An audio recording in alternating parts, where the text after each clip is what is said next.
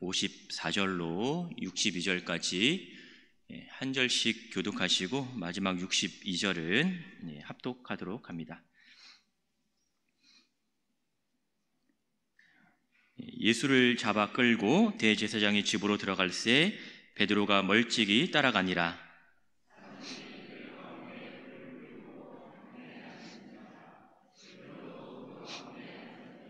한 여종이 베드로의 불빛을 향하여 앉은 것을 보고 주목하여 이르되 이 사람도 그와 함께 있었느니라 하니,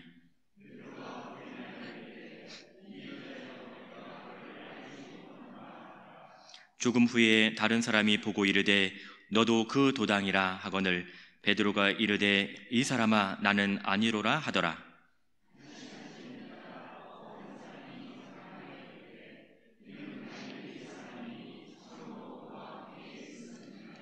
베드로가 이르되 이 사람아 나는 내가 하는 말을 알지 못하노라.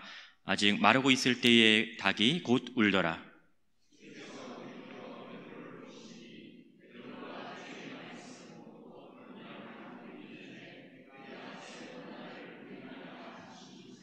합독합니다.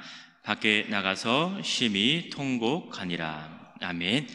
우리 좌우 앞뒤에 계신 분들한테 이렇게 인사하겠습니다. 주의 사랑으로 사랑합니다. 이렇게 인사하겠습니다. 또 한 번 인사할게요. 말씀으로 힘을 얻으시기를 축복합니다. 기도하겠습니다. 거룩하신 아버지 하나님, 오늘도 저희들 부르심에 감사를 드립니다. 이 시간 부르셨사오니 하나님 저희들에게 힘을 주시고 은혜를 더하여 주시고 특별히 말씀을 들을 수 있는 귀를 허락하여 주시옵소서. 늘 말씀에 의지하여 살아가게 하시고 말씀과 함께 살아가게 하시고 말씀 붙들고 살아갈 수 있는 우리 사랑하는 성도들 될 수 있도록 또 그의 가정이 될 수 있도록 주님 지켜 주시옵소서. 감사드리며 예수 그리스도의 이름으로 기도 올리옵나이다. 아멘. 오늘도 살아계신 하나님의 말씀이 여러분의 영혼과 삶을 회복시키시기를 주의 이름으로 축복합니다. 오늘 본문은요, 넓은 맥락에서 보면 예수님께서 예루살렘에 입성하신 이후에 일어났던 하나의 사건입니다. 그분의 이 인생의 여정이 있잖아요. 예수님의 인생 가운데 그분이 예루살렘에 입성을 했다, 이제 예루살렘에 들어갔다라고 하는 것은 무엇을 의미하고 있냐면 그분의 죽음이 가까웠다라는 것을 보여주고 있습니다. 특히 이제 복음서의 경우에는 연대기, 시간의 순서로 이렇게 기술을 하고 있거든요. 보면 이제 창세기부터 요한복음까지 이렇게 우리가 읽다 보면 이제 뒤로 가면, 그러니까 말씀의 후반부로 가면 갈수록 예수님의 죽음이 임박하다라는 것을 우리가 이해할 수가 있는 거죠. 그리고 조금 이제 맥락을 좁히면, 자, 예수님께서는요, 오늘 33절에 보니까 감람산으로 가셨던 것을 볼 수가 있어요. 마태복음에서는 26장 36절에 겟세마네라고 소개를 합니다. 겟세마네의 여러분 기도 여러분 기억하시죠? 그러니까 여기서 이제 기도를 하고 난 이후에 사람들에게 붙잡히심을 당하죠. 그리고 대제사장 집에서 신문을 받는 장면이 오늘 이 말씀의 배경이 되고 있습니다.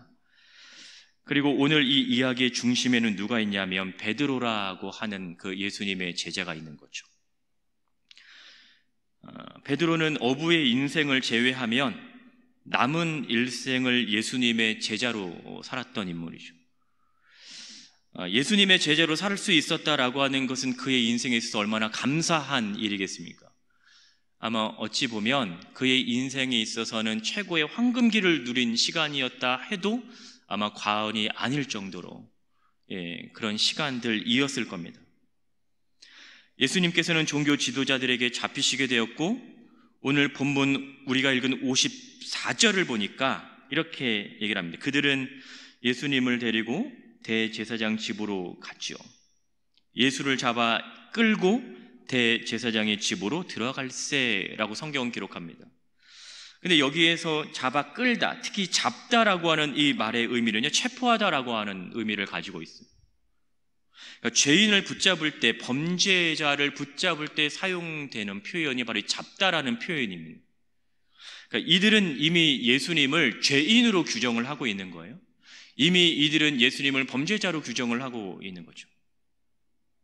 근데 이상합니다. 예수님은 죄인처럼 체포되었고 붙잡힘을 당했지만 그들을 붙잡은 자들은 로마의 군인이 아니었다라는 겁니다. 만약에 예수님이 죄를 지었다면 아마 군인들이 체포했겠죠. 근데 오늘 읽진 않았지만 52절을 보시면 예수님을 누가 체포를 했냐면 바로 대제사장들과 성전의 경비 대장들과 장로들이라고 성경은 기록을 하고 있는 거죠. 대제사장, 그리고 성전에서 섬길 수 있는 사람, 그리고 장로들이 가지고 있는 공통점은 유대인인 거예요. 그러니까 유대인들이 유대인이었던 예수님을 마치 죄인처럼 끌고 가고 있는 것이죠.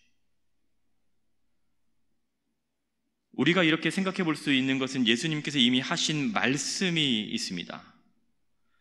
52절을 보시면 마지막 하반절 보면 예수님이 이렇게 얘기하죠. 그들에게 너희가 강도를 잡는 것 같이 검과 몽치를 가지고 나왔느냐라고 얘기합니다. 그러니까 강도를 잡는 것 같이 라고 예수님은 소개를 이렇게 표현을 하고 있습니다. 예수님은 강도가 아니죠. 또 예수님이 사회 질서를 어긴 것도 아닙니다. 예수님께서 나라의 반역을 일으킨 것도 아니죠. 그런데 이미 그들에게 있어서 예수님은 범죄자가 돼버린 거예요.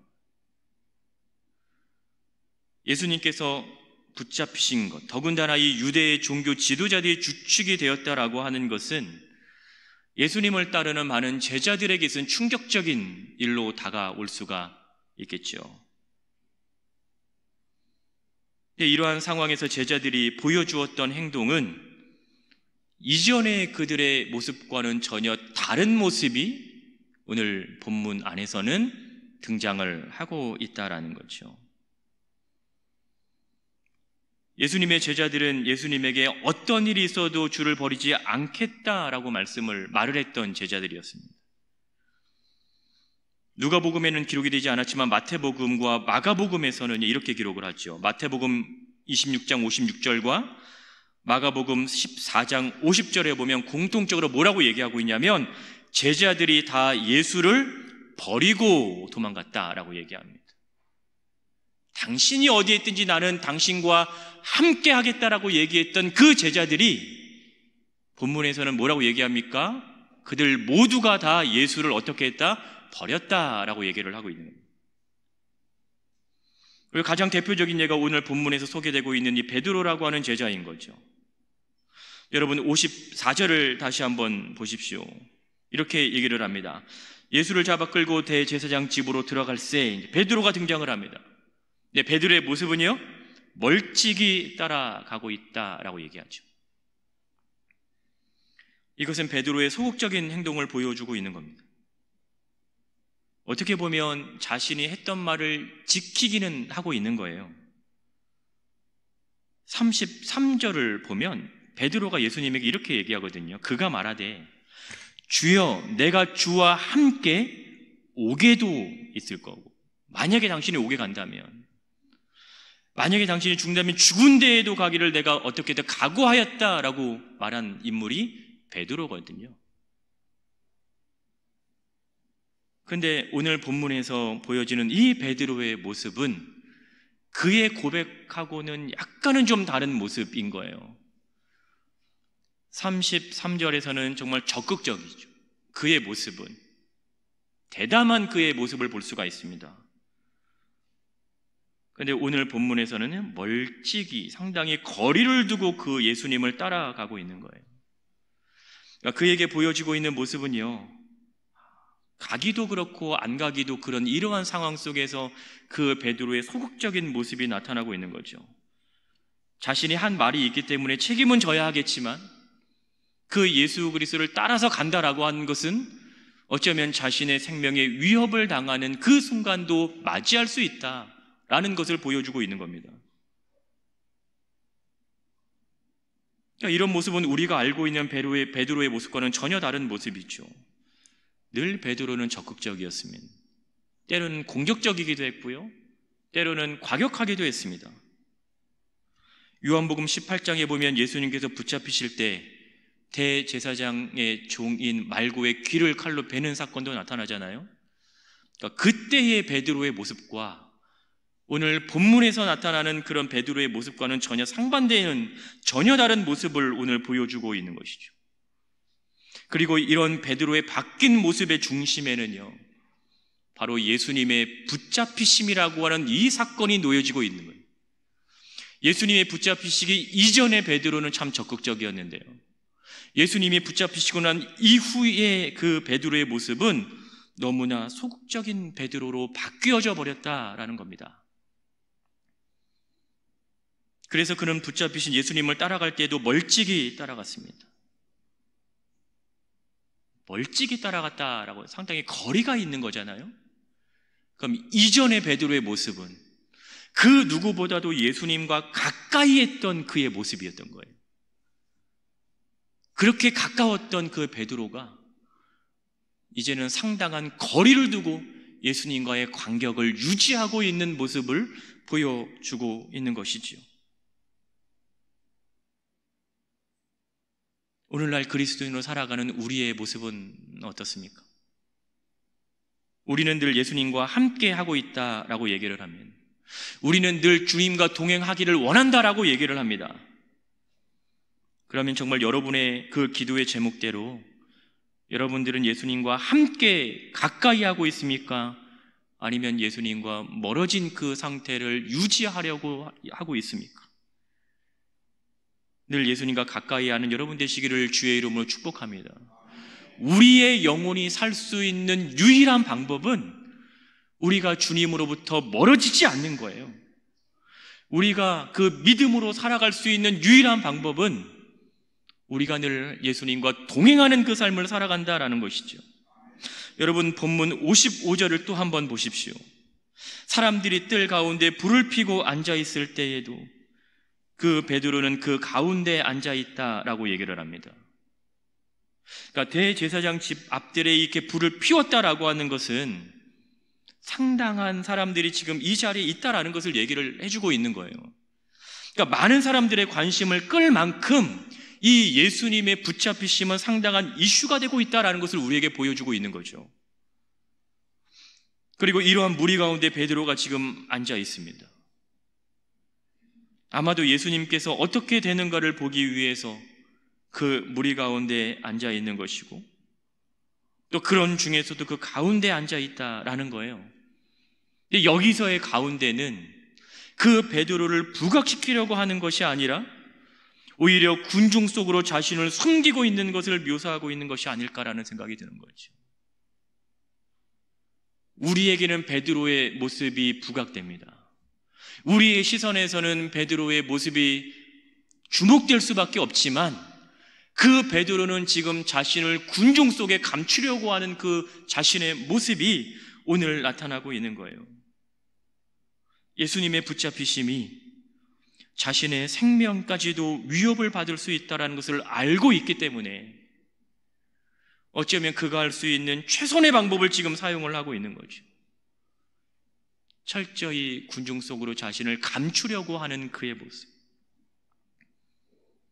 그러나 자신을 숨긴다고 해도 숨겨질 수 없다라는 것을 오늘 우리는 볼 수 있어요. 56절에 보니까 그는 불빛을 향하여 앉아 있었습니다. 그래서 그를 금방 알아볼 수 있었죠. 대제사장 집에 속해 있던 여종 하나가 그를 알아보게 된 것입니다.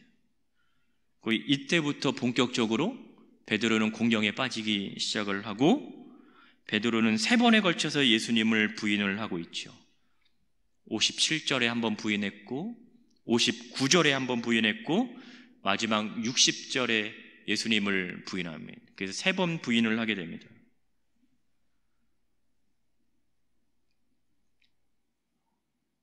베드로의 첫 대답에서 보여지는 그의 표현을 한번 보십시오. 여종이 그 베드로에게 물어봤을 때 베드로는 이렇게 얘기를 합니다. 57절에 보니까 베드로가 부인하여 이르되 라고 얘기합니다.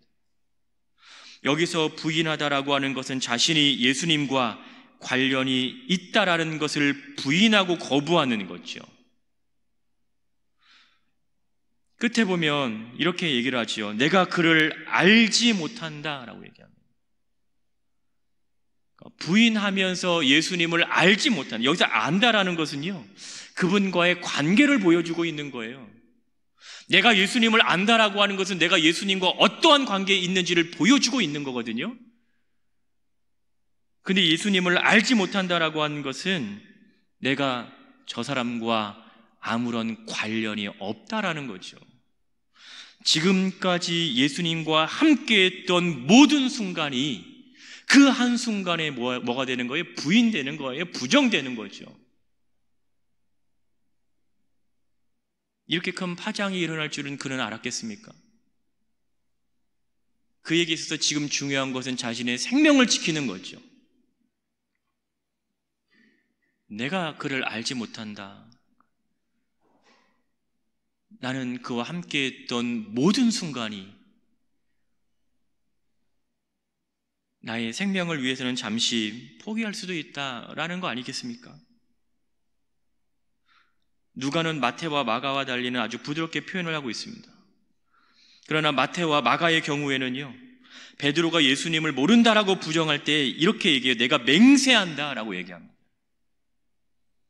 맹세한다라고 하는 것은 단순히 내가 모른다라고 하는 것을 얘기하는 그 차원이 아닌 거죠. 강력한 부인과 강력한 부정이 나타나고 있다라는 거예요. 그런 대답을 하고 있는 베드로에게 여기에 있는 사람들이 좀 더 구체적으로 베드로를 몰아가기 시작을 하죠. 두 번째 등장하는 사람이 이렇게 얘기합니다. 58절을 한번 보세요. 조금 후에 다른 사람이 보고 이르되 너도 그 도당이라 라고 얘기를 합니다. 여기서 도당이라고 얘기하는 것은 문자 그대로 번역하면 너도 그들에게로부터 나왔다라는 거예요.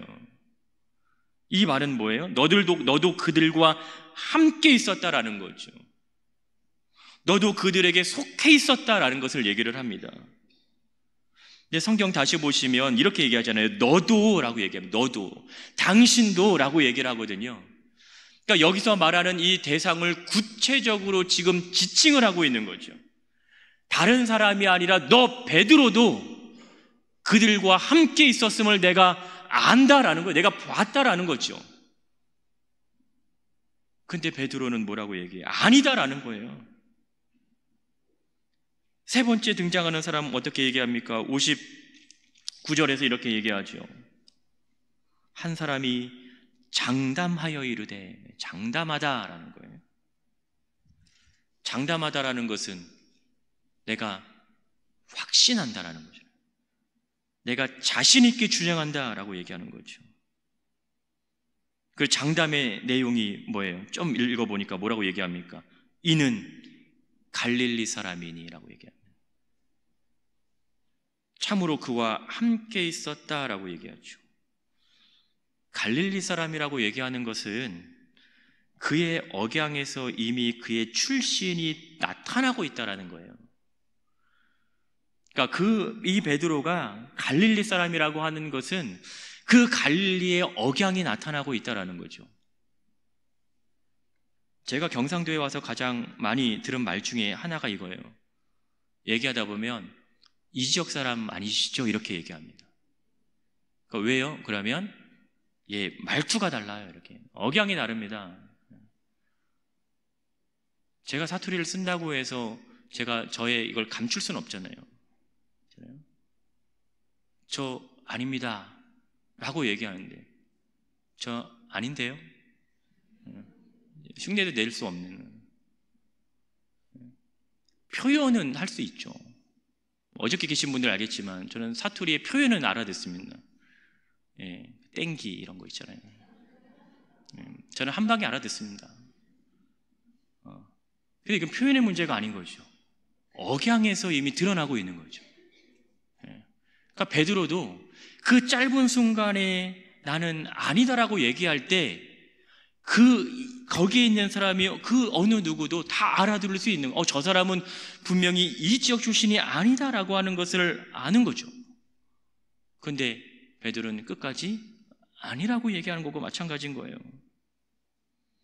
여러분, 이러한 그 사람들의 진술은 뭐냐면 베드로가 그 어느 곳으로도 피할 수 없도록 완벽하게 지금 궁지로 몰아가고 있는 거예요. 이것은 또 이렇게 표현이 가능할 수 있겠죠. 모두가 제자라고 하는데 아니라고 하는 거예요. 오늘 설교의 제목이 제자라 하는데 제자가 아니라고 한다라는 표현입니다. 저는 여기서 생략된 표현들이 있어요. 이것을 넣어서 쓰면 이렇게 얘기하는 겁니다. 모두가 나에게 제자라 하는데 나는 그들에게 제자가 아니라고 한다라는 겁니다. 너무나 신기하지 않습니까? 본문에서 나타나는 이 모습이요. 예수님의 제자가 아닌 사람들이 베드로를 가리켜서 너는 예수님의 제자잖아 라고 얘기하는 거예요. 근데 예수님의 제자인 베드로는 뭐라고 얘기해요? 나는 예수의 제자가 아닙니다 라고 얘기하는 거잖아요. 아니, 예수님의 제자가 아닌 사람들이 너를 인정을 해주고 있는 건데 너 예수님의 제자 맞잖아. 너 그리스도인이잖아. 인정을 해주는 거잖아요. 근데 그 인정을 거부합니다. 모두가 우리를 향해서 당신은 그리스도인이라고 얘기하는데 설마요? 제가요? 아닐걸요? 똑같은 거잖아요. 너무 아이러니하지 않습니까? 남들이 인정해 주는데 얼마나 감사합니까? 남들이 나를 그리스도인으로 인정해 주고 있는데 얼마나 감사해요. 남들이 당신은 예수님의 제자 맞네요 라고 인정을 해주는데 이게 얼마나 감사한 일입니까? 인정받으려고 우리는 그렇게 노력을 해도 힘든데 그것도 예수를 믿지 않는 사람들이 당신 예수 믿으시죠? 예수 믿는 사람인 것 같아요 라고 인정하는 그 말 한마디를 들으려고 우리는 너무나 열심히 노력하고 살아가는데 정작 그 말을 들을 때에 아닐걸요? 지금 이 대답을 하고 있는 것과 얼마나 똑같은 상황입니까? 그런데 이러한 상황 가운데 나타나는 그의 행동에서 나타나는 특징이 있어요. 오늘 본문에서는 나타나지 않아요. 근데 병행 본문인 마태복음과 마가복음에서는 이 공간적인 변화를 지금 보여주고 있습니다. 마태복음 26장 69절과 71절에서는요 그가 바깥 뜰에서 안문으로 이동한 것이 나와요. 그리고 마가복음 14장 66절과 68절에서는요 아랫뜰에서 앞뜰로 그가 점점 이동하고 있는 것을 얘기를 해주고 있습니다. 이것은 그에게 있어서 공간적인 변화가 지금 일어나고 있는 거예요. 처음에 대제사장 집에 갔을 때에 그는 집 안쪽에 있었어요. 그래서 집 안뜰에서 그 불을 피우고 있었다라고 얘기를 하고 있었거든요. 집 안쪽이라고 하는 것은 출입문으로부터 가장 멀리 있었다라는 걸 보여주고 있는 거예요. 그런데 사람들이 자신을 알아보기 시작하면서부터 그의 공간적인 위치는 점점 바깥쪽으로 이동하고 있는 것을 우리는 볼 수가 있는 거죠. 그러니까 안쪽에 있다가 앞문, 앞뜰까지 온 거예요. 그럼 이것은 어디와 가깝겠어요? 출입문과 가깝다라고 하는 얘기인 거예요. 여차하면 그 자리를 피할 수 있는 마음의 준비를 하고 있다라는 것이죠. 예수님께서 잡히시기 전에는 어디든지 함께 있을 것이고 어디를 가든지 함께 갈 준비를 하고 있었던 그였겠지만 예수님께서 잡히시고 난 이후에는요 그는 지금 어떠한 준비를 하고 있습니까? 예수님과 함께 할 준비가 아니라 예수님으로부터 멀어질 준비를 지금 하고 있다라는 것이죠. 그가 예수 그리스도의 제자로 인정받는 그 순간부터 그는 예수로부터 멀어지려고 하고 있다라는 거예요. 단순히 공간적으로만 예수님으로부터 멀어진 게 아니에요.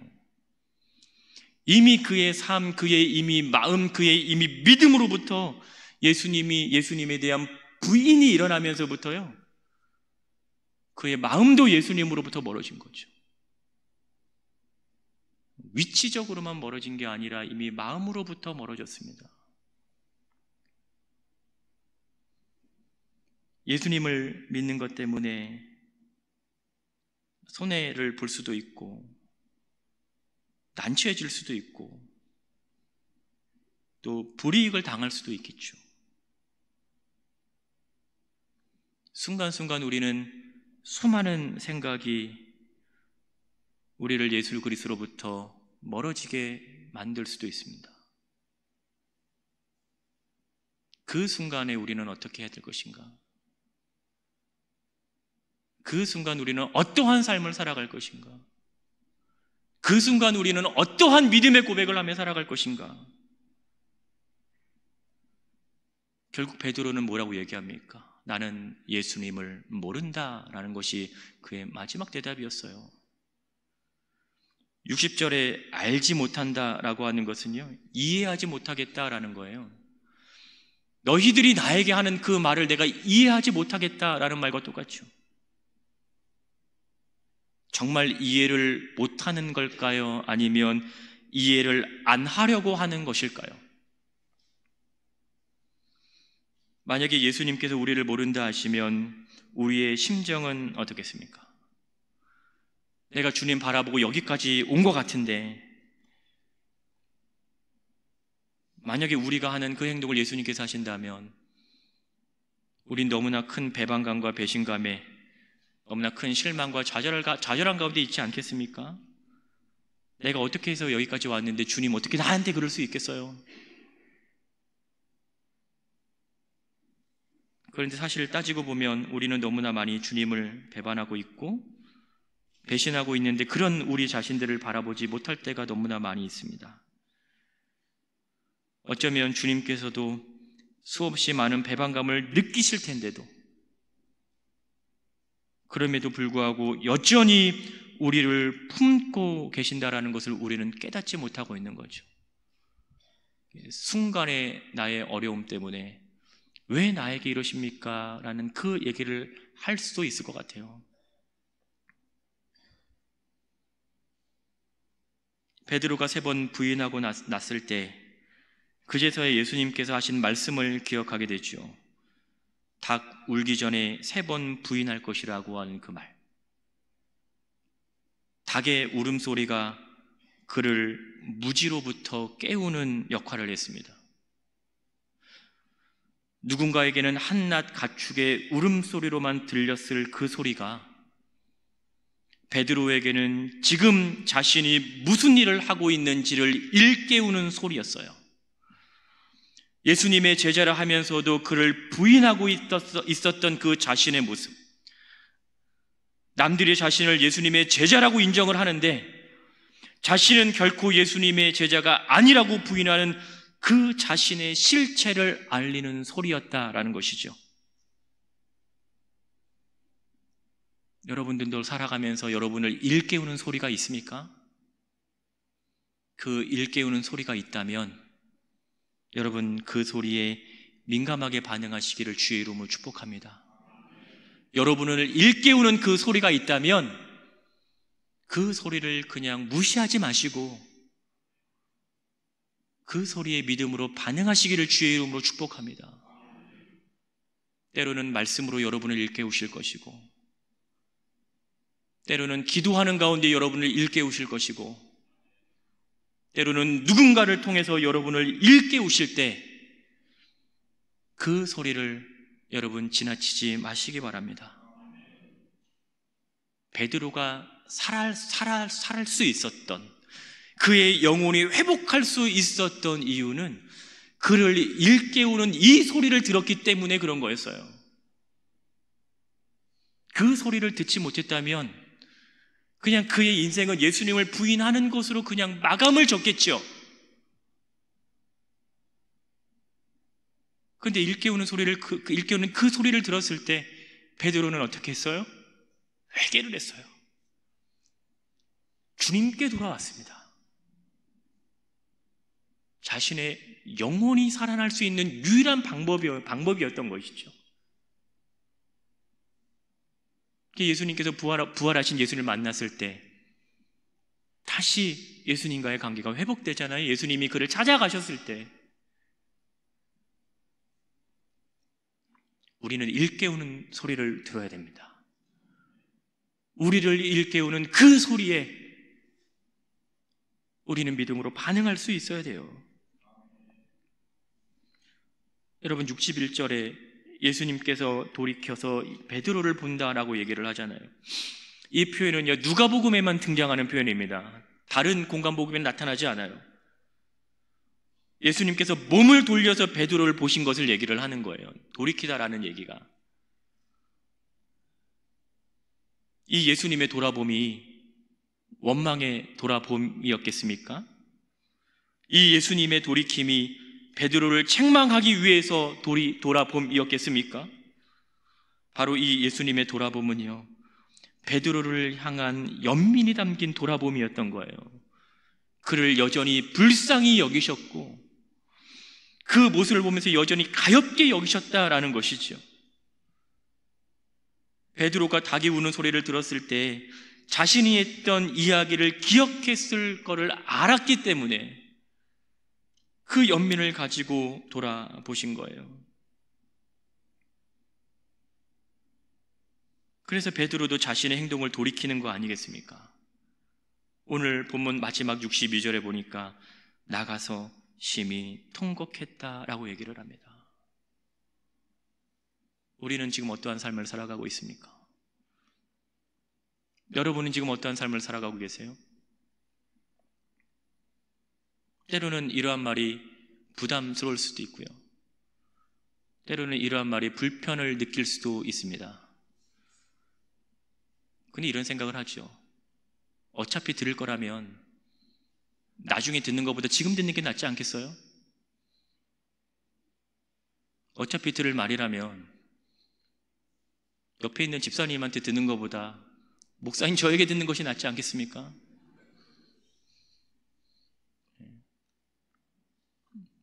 저도 이런 말 하기가 얼마나 부담스럽겠습니까? 저 목사님 참 좋게 봤는데 뒤끝 있네 이렇게 생각할 수도 있겠죠. 근데 우리 영혼이 사는 문제잖아요. 영혼이 죽고 사는 문제이죠. 지금 우리가 이 얘기를 듣지 않는다면 아마 또 먼 훗날 들을 수도 있을 것이고, 더 일찍 들으면 정말 감사하겠지만 우리가 들을 수 있을 때 듣는 것이 더 낫지 않겠습니까? 우리 역시 베드로와 같은 삶을 살고 있지는 않는지는 생각해 봐야 됩니다. 모두가 다 예수의 제자라고 나를 얘기하는데 나 혼자만 나는 예수님의 제자가 아닙니다 라고 얘기하며 살아가겠습니까? 모두가 다 나를 가리켜서, 우리를 가리켜서 그리스도인이라고 얘기하는데 우리만 그리스도인으로 감추며 살아가려고 하고 있지는 않은지, 어쩌면 상황에 따라서 선택적으로 그리스도인으로 살아가고자 하는 생각으로 우리가 이 시대를 살아가고 있지는 않은지, 그때 주님의 마음이 어떠실지 우리는 그 주님의 마음을 헤아리면서 하나님께서 기뻐하시는 그 삶을 살아야 되지 않겠습니까? 나를 깨닫게 하시는 그 소리에 우리가 믿음으로 반응하며 살아가야 되지 않겠습니까? 나를 주의 자녀로 부르셨을 때 그 기쁨과 그 감사 여러분 기억하시겠죠? 나를 하나님의 자녀로 부르셨을 때 우리는 그 기쁨과 그 감사를 잊지 못합니다. 그 기쁨과 그 감사를 기억하면서 어떠한 상황 속에서도 우리가 주를 멀리 하지 않아야 되고 항상 주님과 동행하는 삶을 목표로 삼아서 우리가 하루하루를 살아가야 되지 않겠습니까? 그 삶을 살아가기 위해서 우리를 부르신 거죠. 그리스도인으로 살아가는 것이 감사한 일임을 알고 내가 하나님의 자녀로 살아가는 것이 그 무엇보다 감사한 일인 줄 알고 내가 예수 그리스도의 제자로 살아가는 것이 그 무엇보다 기쁨인 줄 알고 이 한 주도 또 오늘 하루도 감사하며 살아가는 우리 사랑하는 성도 여러분 되시기를 주의 이름으로 축원합니다.